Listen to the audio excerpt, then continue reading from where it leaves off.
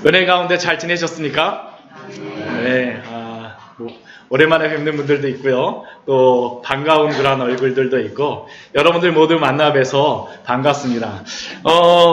어느덧 여름이 온 것 같습니다. 그렇죠? 봄이 왔다라는 그러한 이야기를 제가 한 지가 얼마 안 된 것 같은데 벌써 여름이 왔습니다. 지난주 김재설 선교사님께서 저희 파송 예배를 드리면서 지난주에 에어컨이 안 나왔었어요. 그래갖고 앞에서 설교하시는데 땀을 정말 계속 흘리시는데 너무 마음이 안타까웠습니다. 에어컨을 금방이라도 틀어주고 싶은데 제가 부채라도 막 진짜 붙여주고 싶은 그런 마음이었었습니다. 얼마나 마음이 안타깝던지. 그래서 저도 오늘 아침에 오면서 날씨가 오늘 33도 뭐 된다라고 이야기해갖고 고민을 참 많이 했어요. 무슨 고민을 했었냐면 와이셔츠를 긴팔을 입고 갈 것인가? 반팔을 입고 갈 것인가? 뭐 별로 고민할 문제가 아니죠. 그런데 반팔을 입고 갈 것인가 긴팔을 입고 갈 것인가를 가지고 제가 굉장히 많이 고민을 하였습니다. 제가 주일 아침 설교 시작부터 참 시덥지 않은 이야기를 한다라고 생각하시는 그런 분들이 계실지 모르겠는데 저희가 어떠한 이야기를 하거나 어떠한 말들을 하게 될 때 반복되거나 어떠한 우리가 이미 알고 있는 이야기들을 계속 이야기하게 되면 어떻습니까? 별로 듣고 싶지가 않죠. 아무리 많이 들어도 그것이 우리에게 잘 다가오지 않을 때가 너무나도 많습니다. 저는 우리가 오늘 읽었던 이 말씀, 너희는 세상의 소금이니 또한 너희는 세상의 빛이라는 이 말씀이 바로 그러한 말씀이 아닌가라고 생각을 합니다. 오늘 본문의 말씀은 참으로 유명한 말씀입니다. 그리스도인은 빛으로 살아야 되고 소금으로 살아야 되고 많이 들으셨죠? 네. 우리들도 빛으로 살겠다라고 정말 열심히 노력을 하고 소금으로 살아야 되겠다라고 다짐을 하는 경우가 너무나도 많이 있습니다. 그러네 이 말씀을 너무나도 많이 들어서 그런지 소금으로 살아야지, 빛으로 살아야지라고 이야기는 하지만 실제로 우리의 삶 속에서 이 말씀이 여러분들에게 얼마나 은혜로 다가가는지, 이 말씀이 정말 여러분들에게 어떠한 말씀으로 다가가는지 잘 모르겠습니다. 이 말씀은 단순히 그냥 우리가 그렇게 무시하거나 그냥 넘길 수 있는 그러한 말씀이 아닙니다. 왜 그렇습니까? 몇 가지 이유가 있지만 첫 번째 이유는 이 말씀을 하신 분이 누구입니까? 예수님입니다. 예수님. 구약의 다른 어떠한 선지자들이나 사도들이 너희는 세상의 소금이고 너희는 빛이라고 이야기한 것이 아니라 우리 주 예수 그리스도께서 2000년 전에 오셔서 우리에게 말씀하여 주시고 그를 따르던 천국의 백성들에게 하신 말씀이 바로 이 말씀입니다.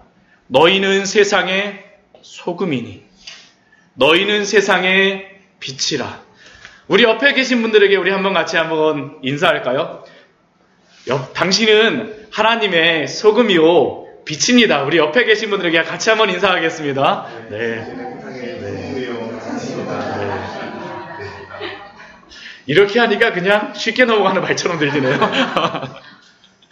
그런데 이 말씀은 저희가 정말 그냥 넘길 수가 없는 말씀입니다.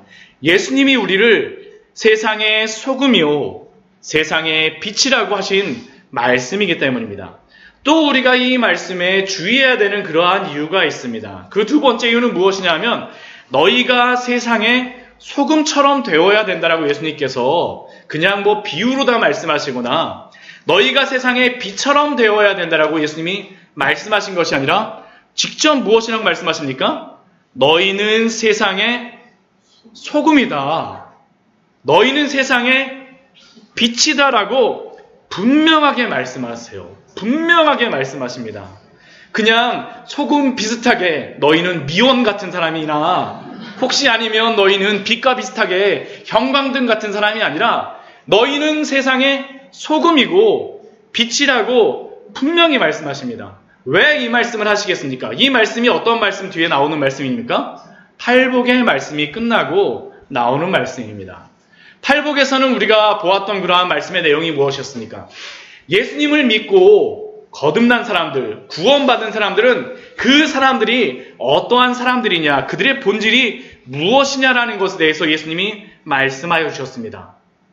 우리가 더 이상 이 세상에 속한 사람들이 아니라 하나님께 속한 사람이고 예수 그리스도로 인하여서 구원받은 사람들, 우리가 의로운 자라고 우리에게 분명히 말씀하시고 우리가 어떠한 존재인지에 대해서 알려주셨습니다. 그런데 우리가 어떠한 존재인지만 아는 것으로서는 그것이 완성되지가 않습니다. 또 무엇이 필요하겠습니까?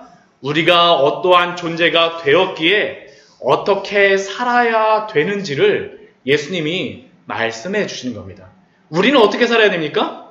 세상의 빛으로, 세상의 소금으로, 소금같이, 빛같이 사는 것이 아니라 우리는 존재가 바뀐 사람들은 빛이고 소금이라고 예수님이 분명히 말씀하여 주셨습니다. 그렇다면 이 빛으로 소금으로, 소금으로 빛으로 살아간다는 그 의미가 무엇일까요? 뒤에 말씀해 보게 되면 5장 13절 말씀을 보면 먼저 예수님께서는 소금이 어떠한 그러한 역할을 하는지, 우리가 소금의 역할로서 어떻게 해야 되는지를 알려주십니다. 먼저 이 13절의 말씀을 저희가 잘 아는 말씀이지만 이 말씀의 그러한 의미를 알려고 하면 이 말씀의 그 배경적인 의미를 저희가 파악하는 것이 필요합니다. 보통 우리가 사용하는 그러한 소금은 어떠한 소금입니까? 그냥 이렇게 하얀 결정으로 돼갖고, 여러분들 음식 만들 때 어떻게 쓰세요? 소금 이렇게 딱 들어갖고 막 이렇게 하시죠. 그렇죠. 네. 우리가 보통 사용하는 소금은 그냥 바닷가에서 그 바닷물을 증발을 시켜갖고 사용하는 그러한 소금입니다. 그런데 이 이스라엘에서 사용하는 이 소금은 그렇게 사용하지를 않습니다. 이 앞에 보게 되면 제가 사진을 하나, 조그만 걸 하나 해놨었는데, 이 사진이 어디에 사진일 것 같습니까? 이스라엘에? 예, 사해의 그러한 사진입니다. 여기에 보게 되면 하얀 결정들이 있어요. 그렇죠? 이것이 무엇이겠습니까?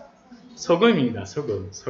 그런데 이 이스라엘에서는 소금을 사용하는데 그냥 이 소금들을 그냥 뭐 바닷물을 이렇게 증류시키거나 하는 게 아니라 이 사람들은 소금을 타거나 아니면 이렇게 그 사해에 이렇게 결정화된 그러한 소금들을 가져가서 사용합니다. 그런데 이 소금을 그냥 사용할 수가 없습니다. 이 소금들을 우리가 그냥 사용한다 해갖고 우리가 하는 것처럼 막 뿌려버리게 되면 나중에 어떤 일이 발생하게 되냐면 그 밑에 뭐가 계속 가라앉아 있습니다. 네. 왜냐하면 이 사해에 있는 이 소금, 암염이라고 보통 말하는 그러한 소금은 그냥 사용하는 것이 아니라 그 안을 그 물에다가 집어넣고 나서 그 소금을 어떻게 하냐면 다 녹여서 사용합니다.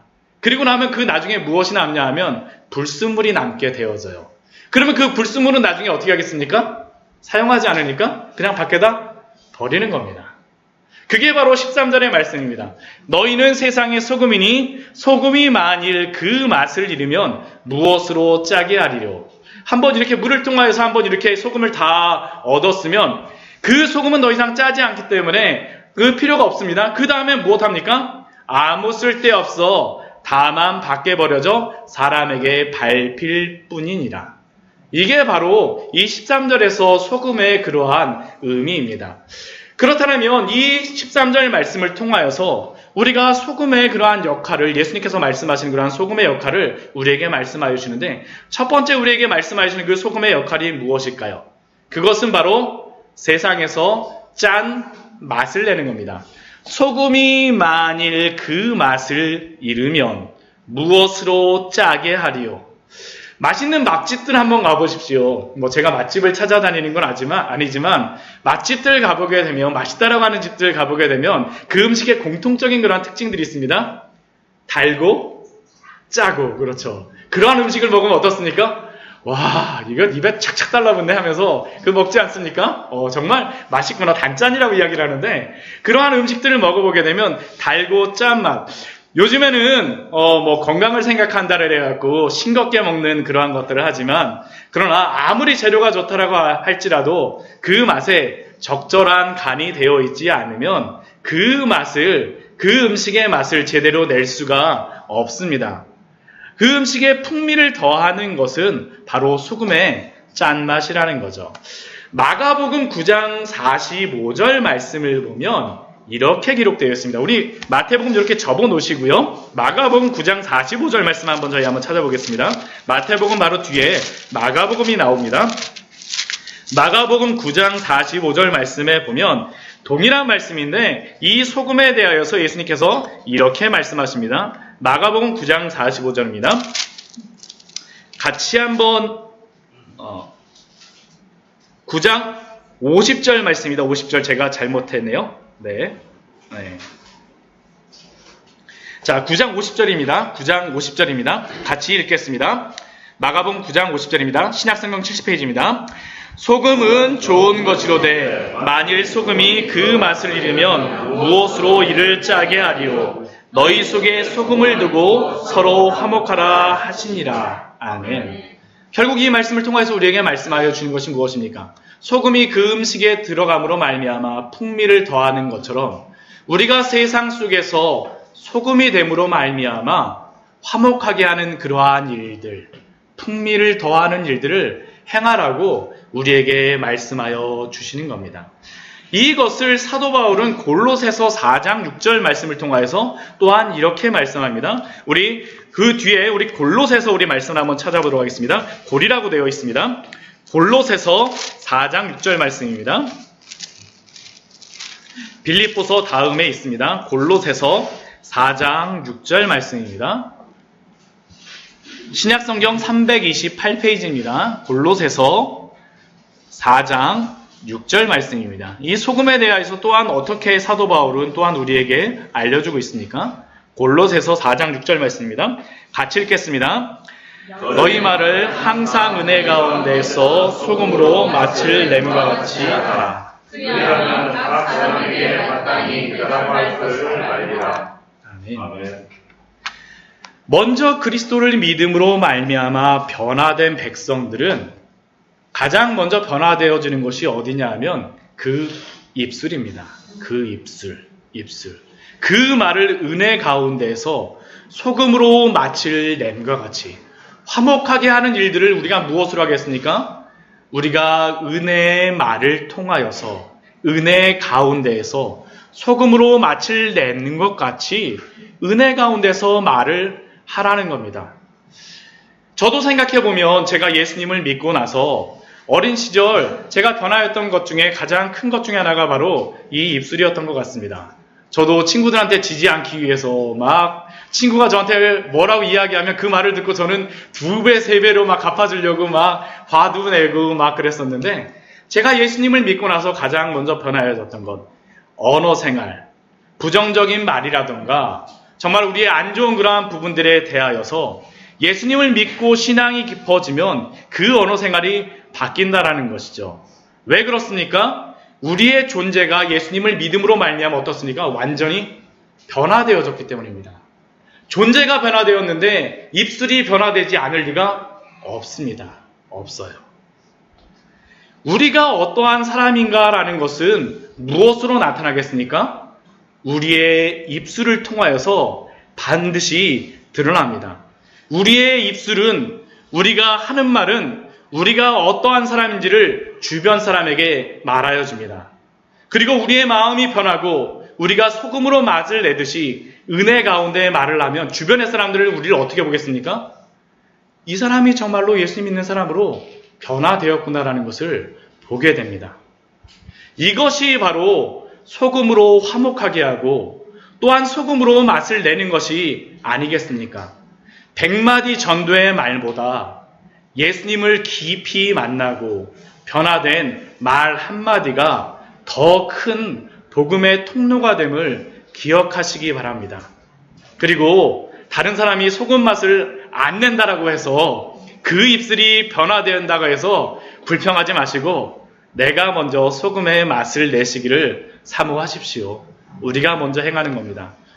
또한 그 다음 소금의 그러한 역할이 무엇이겠습니까? 이 짠맛만 있는 것이 아니죠. 소금은 두 번째라는 것이 무엇입니까? 부패를 방지하는 것입니다. 어쩌면 맛을 내는 것보다도 이 소금이라고 하는 것은 세상 속에서 부패를 방지하는 역할을 합니다. 짠맛을 내는 것도 중요하지만 이 중요한 용도는 세상에서 부패를 방지하는 역할을 감당해야 됩니다. 제가 사해를 이렇게 몇 번 이렇게 왔다 갔다 했었는데 사해를 가게 되게 되면 사해 물빛이 너무 맑고 아름답습니다. 이 사진 보게 되면 물빛이 어때요? 굉장히 아름다워요. 정말 굉장히 아름답습니다. 그런데 제가 이렇게 차를 타고 하면서 옆에 있는 목사님한테 근데 그 날씨가 사해 날씨가 어떠냐면 1년 내내 굉장히 무더워요. 정말 무덥습니다. 1년 내내 해수욕이 가능합니다. 해저 400m이기 때문에 항상 20도씨 이상이에요. 그러니까 여기 가면 항상 수영이 가능한데 이 사해를 가게 되면 이렇게 물빛이 아름답고 또한 썩은 내가 나지를 않아요. 그래서 제가 그 목사님한테 사해에 이렇게 물빛이 왜 이렇게 아름답죠? 그랬더니 그 목사님이 저를 보면서 당연하다는 듯이 말하더라고요. 사해 바다가 저렇게 짠데 어떻게 사해 바다가 썩을 수가 있냐고 저한테 그 이야기를 하는 소리를 들었습니다. 왜 사해의 그러한 바닷물이 썩지 않겠습니까? 그것은 그 안에 소금이 많이 들어서 부패를 방지하기 때문입니다. 우리 성경 말씀을 보게 되면 출애굽기 30장 35절 말씀 보면 제가 그냥 읽도록 하겠습니다. 그것으로 향을 만들되 향 만드는 법대로 만들고 그것에 소금을 쳐서 성결하게 하고 또한 레위기 2장 13절 말씀에 보게 되면 내 모든 소재물에 소금을 치라. 내 하나님의 언약의 소금을 내 소재에 빼지 못할지니 내 모든 예물에 소금을 드릴지니라. 왜 하나님께서는 이 하나님의 그러한 거룩한 향이라던가 이러한 소재물들, 제사 드리는 그러한 곡식들에 소금을 뿌리라고 말씀하시겠습니까? 성결하게 하기 위해서, 거룩하게 하기 위해서, 부패하지 않게 하기 위해서 하나님도 제물을 드리는데 사용하셨습니다. 이것은 부패하지 않고 정결하게 하기 위해서 사용했다라는 것을 우리에게 분명히 말씀하십니다. 민수기 18장 19절 말씀을 보게 되면 우리 민수기 말씀 한번 같이 찾아보도록 하겠습니다. 우리 앞에 말씀입니다. 창세기, 출애굽기, 레위기, 민수기 우리 네 번째 나와 있는 그러한 성경이죠. 구약 성경에 나와 있습니다. 민수기 18장 19절 말씀입니다.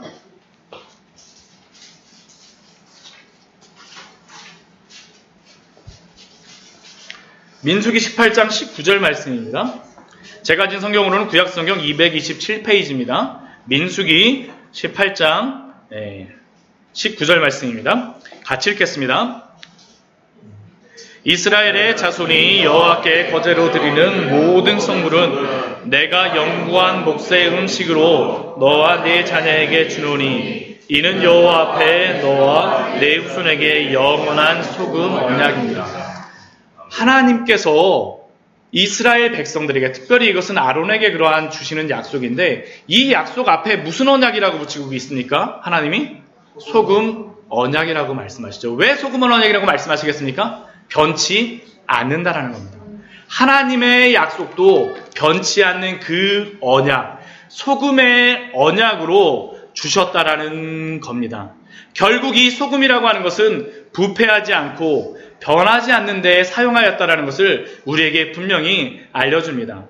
예수님께서 우리가 세상의 소금이라고 말씀하시는 것은 바로 이 세상 속에서 우리가 어떤 존재라는 겁니까? 부패하지 않도록 역할을 하는 존재라고 알려주시는 겁니다. 이것이 그리고 바로 성도들이 이 세상 속에서 드러나야 하는 그러한 역할입니다. 예수 그리스도를 믿고 변화된 성도들의 삶 속에서 이러한 부패하지 않는 그러한 일들을 행하는 것들, 교회 안에서만 나는 소금이야. 목사님 저는 소금이에요. 장로님 저는 소금이에요. 아무리 우리가 이야기한다라고 의미가 있는 것이 아닙니다. 나는 그리스도인이라 하면서 세상 속에서 말만 많이 한다라고 하여서 실제로 부패를 막는 일들을 감당하겠습니까? 오히려 우리가 예수님 믿는 사람이라고 말은 하는데 우리의 행실이 소금으로서 역할을 하지 못한다라면 어떤 일들이 발생하겠습니까? 우리를 보고 하나님의 영광이 가져지는 겁니다. 난 저 사람 보고 교회 못 다니겠어. 이 세상의 소금이라고 하는 것은 큰 것이 아닙니다. 크고 거창한 것을 예수님께서 말씀하신 것이 아닙니다. 우리가 세상의 소금이라고 말씀하시는 것은 학생들 같은 경우에는 어떻게 했습니까? 아까도 이야기했던 것처럼 말 조심해 주세요. 말 조심해 주세요. 다른 친구들 욕한다라고 하여서 나는 내가 아는 최신의 욕을 가지고 이야기를 하겠다. 2배, 3배 갚아주겠다 하는 것이 아니라 그 언어를 여러분들이 잘 사용하여 주십시오. 왜 그렇습니까? 여러분들이 소금이기 때문입니다. 우리 대학생 같은 경우, 학생들 같은 경우에 우리 컨닝 주옥 많이 봤죠. 그렇죠. 옆에 있는 이러한 친구들 보게 되면 서로 이러한 때에는 왜 이렇게 상부상조가 잘 되는지, 그렇죠. 서로 상부상조 하면서. 그러나 정직하게 시험을 치르는 일들, 하나님 앞에서 우리가 그냥 입술로만 우리가 그리스도인이라고 하는 것이 아니라 하나님의 그러한 백성이기 때문에 당연히 드러나야 되는 그러한 모습인 줄 믿습니다. 또한 우리가 사업을 할 때에도 어떻습니까? 한결같게 하나님 앞에서 우리가 살아가야 되겠죠. 잠언 20장 23절 말씀은 이렇게 말씀합니다. 우리 이 말씀 여러분들 한번 기억하면 하시면 너무 좋을 것 같아요. 우리 잠언 말씀입니다. 우리 잠언 23장 말씀입니다. 시편 뒤에 나오는 그러한 잠언 말씀입니다. 잠언 20장 23절 말씀입니다. 잠언 20장 23절 말씀입니다. 잠언 20장 23절입니다. 제가 가진 성경으로 구약성경 933페이지입니다. 잠언 20장 23절입니다. 같이 한번 읽도록 하겠습니다. 잠언 20장 23절 말씀입니다. 같이 읽겠습니다. 시작. 한결같지 않은 저울 주는 여호와께서 미워하는 것이요 속이는 저울은 좋지 못한 것이니라. 아멘. 우리가 사업을 하거나 우리가 어떠한 직장에서 일을 할 때 이러한 것들 너무나도 많은 그러한 유혹들이 있지 않습니까? 그런데 하나님께서는 우리에게 분명히 말씀하십니다. 한결같지 않은 저울추, 나에게 이익이 될 때에는 조금 더 저울을 크게 하거나 아니면 저울을 작게 하거나 아니면 되를 크게 하거나 조금 쓰는 것을 좀 작게 하거나 그렇게 사용하지 말라라는 거죠. 한결같이 않은 저울추는 누가 미워하십니까? 여호와께서 미워하십니다. 우리가 직장 생활에서도 상사의 눈앞에서 그들의 마음에 들기 위해서 우리가 행하는 것이 아니라 누구 앞에 우리는 항상 서야 되겠습니까? 하나님 앞에서 정직하게 거룩하게 살아가십시오. 결코 소금으로 살아간다는 것은 유명하고 힘 있는 사람이 돼서 내가 그렇게 살아가는 것이 아니라 우리가 있는 그곳에서 짠맛을 내보내는 겁니다. 내보내는 것입니다. 하나님 앞에서 그렇게 살지 못하면 그러면 그 결과가 무엇이겠습니까? 우리가 만약 짠맛을 내지 않고 부패를 방지하지 않는 그러한 자로 살아간다면 그 결과가 무엇이겠습니까? 우리 13절 이후의 말씀과 같이 되는 것이죠. 후에는 아무 쓸데없어 다만 밖에 버려져 사람에게 밟힐 뿐이니라. 우리가 만약 짠맛을 내지 않는다면 우리는 밟히는 존재가 될 수밖에 없습니다. 당연한 것입니다. 우리들이 정말 소금과 같이 맛을 내며 거룩하게 한번 살아보십시오. 세상에서 처음에는 왜 쟤 저러지? 왜 저 사람 저러지? 그렇게 무시당하고 손해를 보는 것 같지만 그런데 결과적으로는 어떠냐면 우리를 인정할 수밖에 없습니다. 하나님께서 그렇게 인정하게 만들어 주십니다. 세상이 인정하는 것이 아니라 하나님이 세워주시는 것입니다. 창세기의 요셉을 보십시오. 종으로 팔려가서 무시당하는 것 같아도 그가 하나님의 백성으로 거룩하게 살아가겠다라고 거룩하게 그 삶을 유지하다 보니 보디발의 아내가 요셉을 모함하여서 감옥에 가두었어도 그가 어떻게 되어집니까? 그 안에서 죽임을 당하지 않습니다. 만약 그 보디발의 아내를 정말 그 요셉이 잘못하였다면 보디발이 어떻게 하겠어요? 믿지 않는다면 바로 죽이죠. 그 얘기는 무엇입니까? 그 보디발의 아내보다 그 보디발이 누구를 더 믿었다는 것입니까? 요셉을 믿었다는 겁니다. 요셉을 믿었다는 것이죠. 애굽의 친위대장 보디발조차 자신의 아내보다는 요셉을 믿었음을 우리에게 알려주지 않습니까? 다니엘도 보십시오. 바벨론의 포로로 잡혀온 소년 하나가 거룩하게 살기를 소망하고 그를 더럽히지 아니하겠다라고 하였을 때 그가 누가 지켜주십니까? 하나님이 지켜주시죠. 다니엘서 1장 8절 9절 말씀에서는 이렇게 기록하고 있습니다.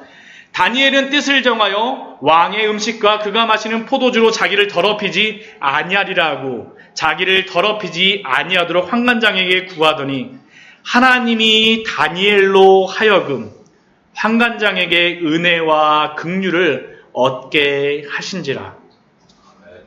소금으로 우리가 살아가는 것은 우리가 우리를 지키는 것이 아니라 누가 우리를 지켜주는 것입니까?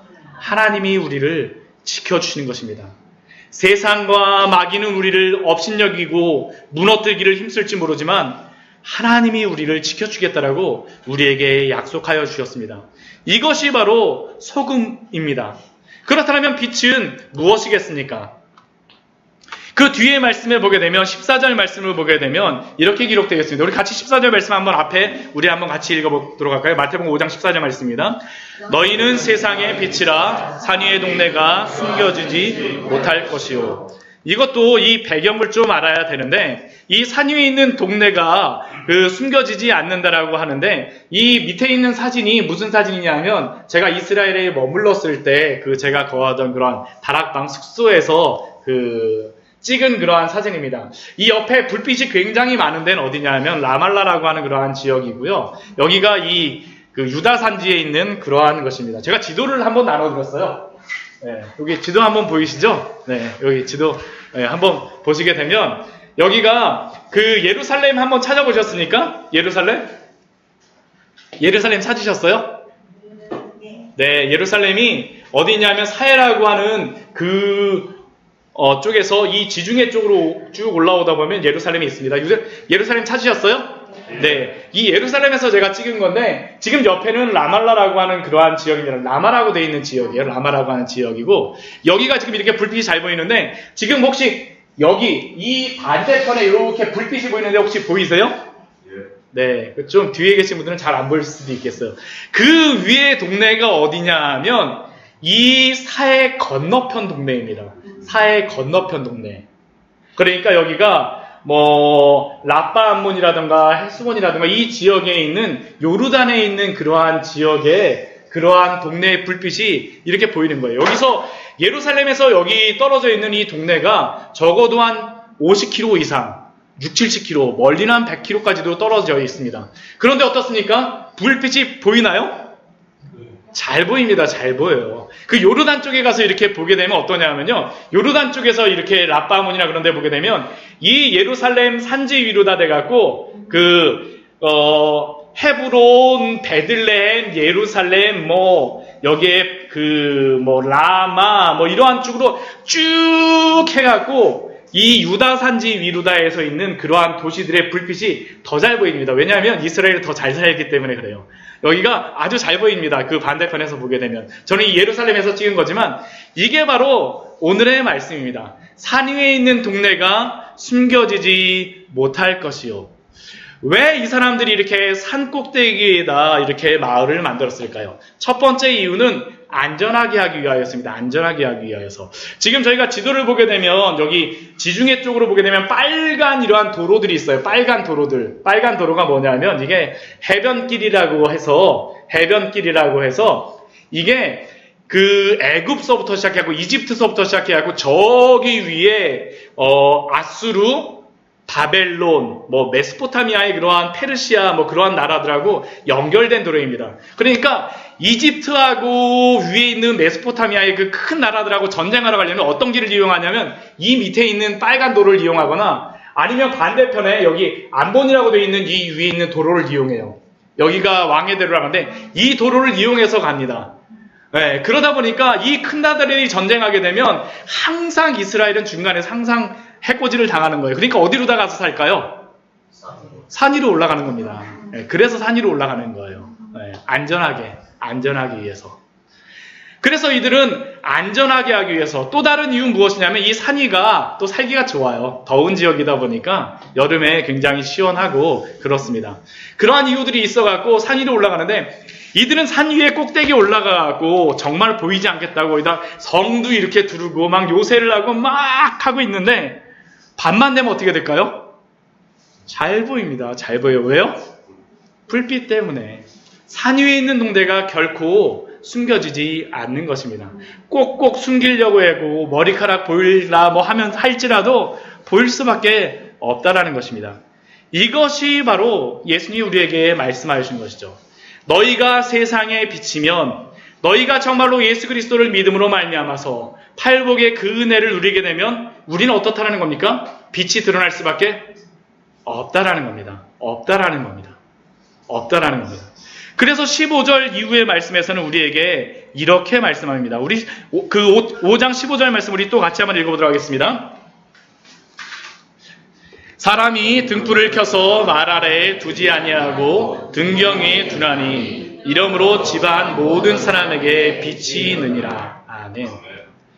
사람이 등불을 켜서 말 아래에 두지 아니하고 등경 위에 둔다라고 말씀하십니다. 이게 등불이 뭔지는 여러분들 아시죠? 어린 학생들이 있어요. 등불이 뭔지 잘 모르는 학생들 있을지 모르겠는데 뭐 랜턴 같은 겁니다. 여러분들 뭐 어디 놀러 가거나 해갖고 텐트 안에다 이렇게 불을 이렇게 해놓는 그런 거 비슷한 겁니다. 근데 랜턴이나 등불을 켜갖고 여러분들 이불로 다 이렇게 꼭 감싸 놓습니까?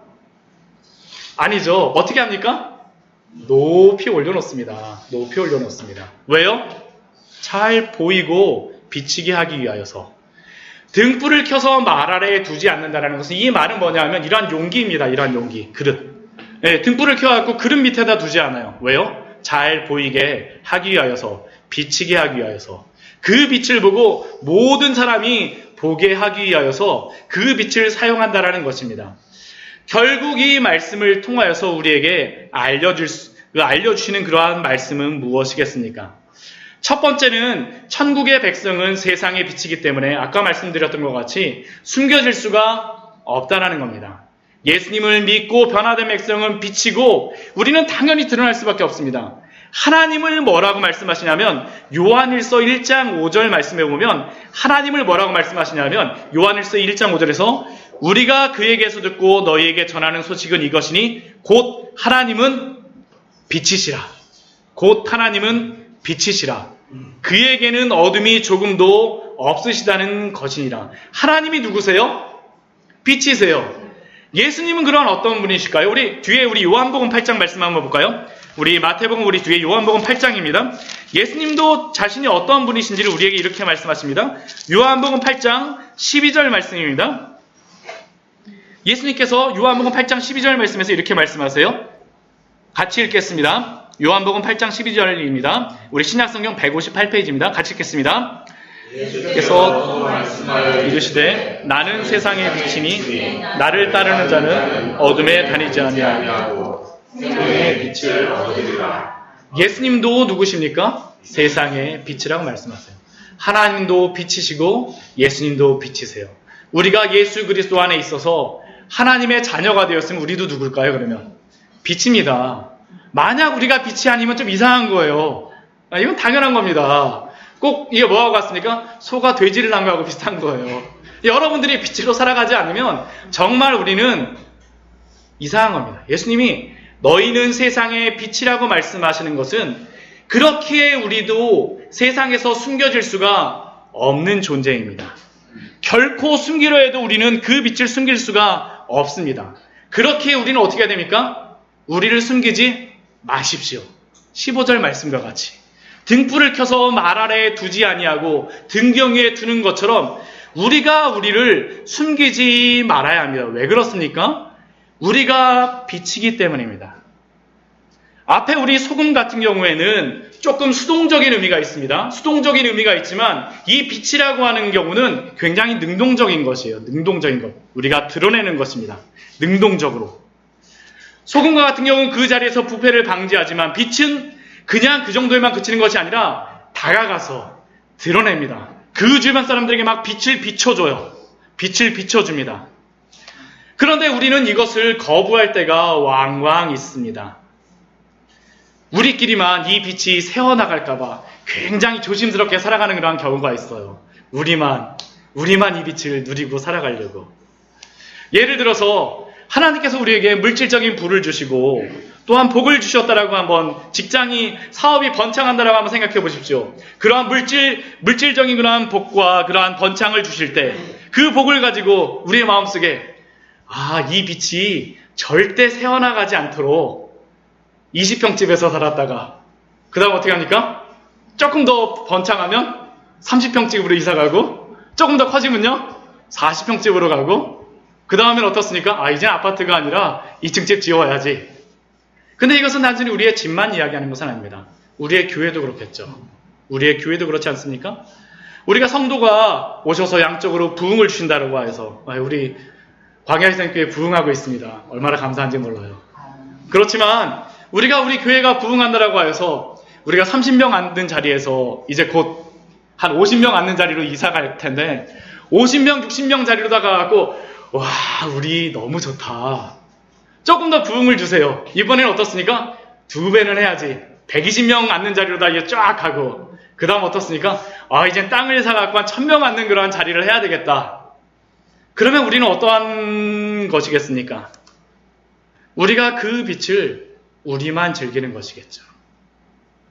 우리에게 복을 주시고 우리에게 부흥을 주셨다라고 해서 이 빛이 새어나가지 않도록 처음에는 바가지로 가렸다가 그 다음엔 되로 가렸다가 그 다음엔 말로다 가렸다가 그 다음에 이만한 진짜 엄청난 것으로 가리게 되어지게 되면 우리는 예수님께서 우리를 세상의 빛이라고 말씀하셨는데 우리의 그러한 사명을 감당하지 못하는 사람이 아니겠습니까?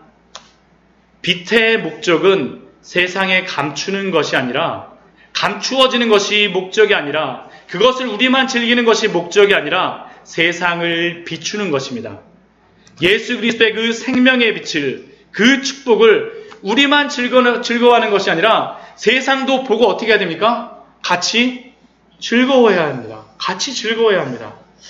그런 의미에서 우리 지난주에 우리 김재돌 선교사님 우리 파송 예배를 드리면서 우리 같이 기도도 하고 우리 헌금도 하였었는데요. 순수하게 저희 교회에서 드리는 그러한 헌금으로는 가장 많이 나왔던 헌금이었던 것 같아요. 정말로 감사드립니다. 근데 저희가 이것을 자랑하는 것이 아니라 단순히 이렇게 선교사님 후원 한 번 하고서 그치는 것이 아니라 하나님이 우리에게 어떠한 능력을 주시고 우리에게 어떠한 사명을 주실 때 우리만 즐기지 않았으면 좋겠습니다. 왜 그렇습니까? 우리가 세상에 빛이기 때문입니다. 빛을 비추어야 합니다. 전 우리 교회가 빌라델피아 같은 그러한 교회가 되어졌으면 좋겠습니다. 요한계시록 말씀에 보면 작은 교회지만 예수님께서 칭찬하시는 그러한 교회였습니다. 우리 요한계시록 우리 가장 마지막에 있는 우리 3장 우리 말씀 우리 같이 한번 보도록 할까요? 우리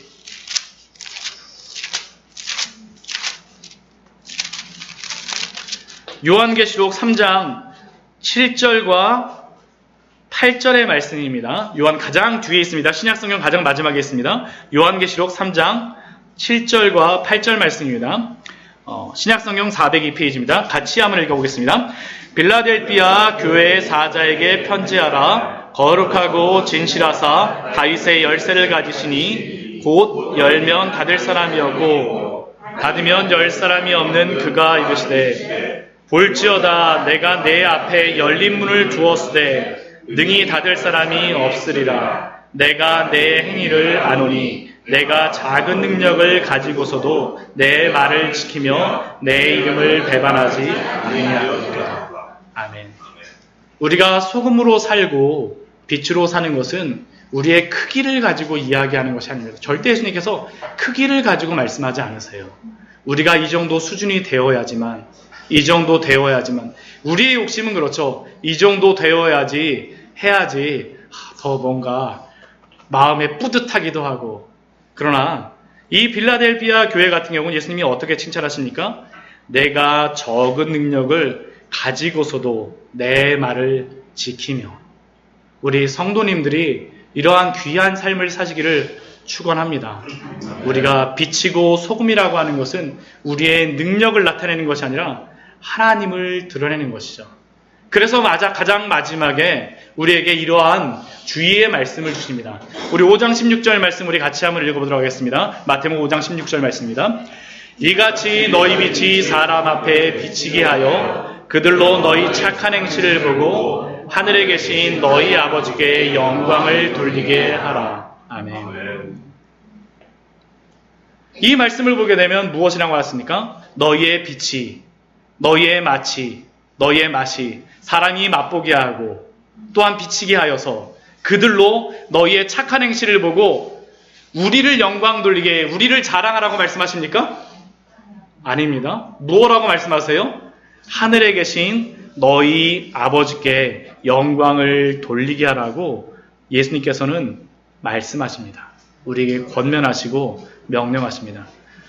우리가 앞에서 실컷 소금으로 살고 빛으로 살고 마지막에 실수하는 것이 이것이 아닙니까? 이것저것에서 실컷 봉사하고 실컷 수고하고 잘 끝내었는데 집에 와서 가만히 누워서 생각해 보니까 어떻습니까? 아무도 나를 칭찬해 주는 사람이 없네.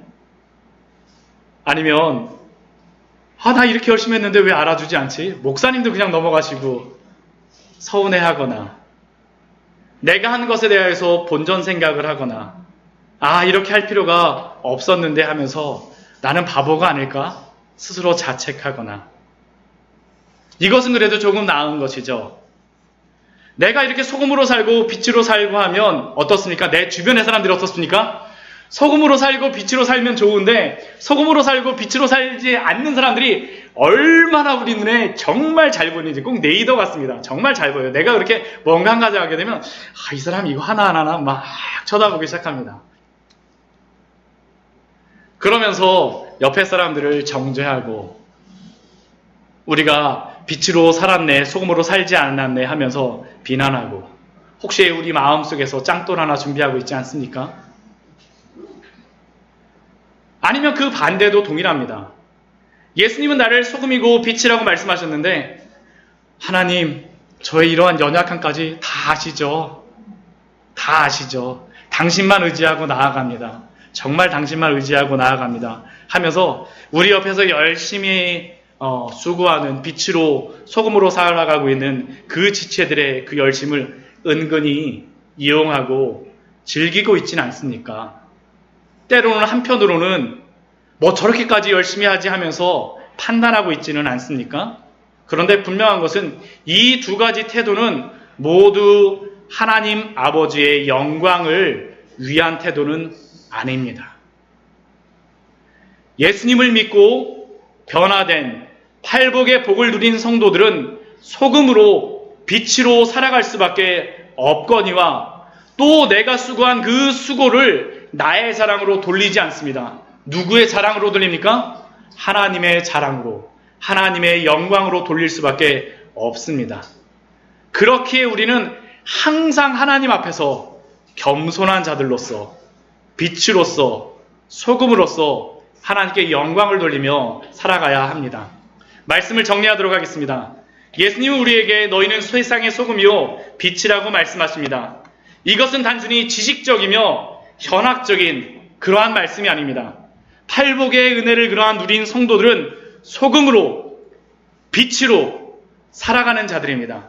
소금이 될 수밖에 없고 빛이 될 수밖에 없다라고, 그렇게 살 수밖에 없다라고 말씀하십니다. 그리고 세상의 소금으로서 이 땅의 부패를 방지하고 세상의 빛으로서 주 예수 그리스도의 그 거룩한 빛을 비춤으로 말미암아 하나님의 영광을 드러내시는 우리 귀한 성도님들 되시기를 축원합니다. 우리 같이 기도하도록 하겠습니다.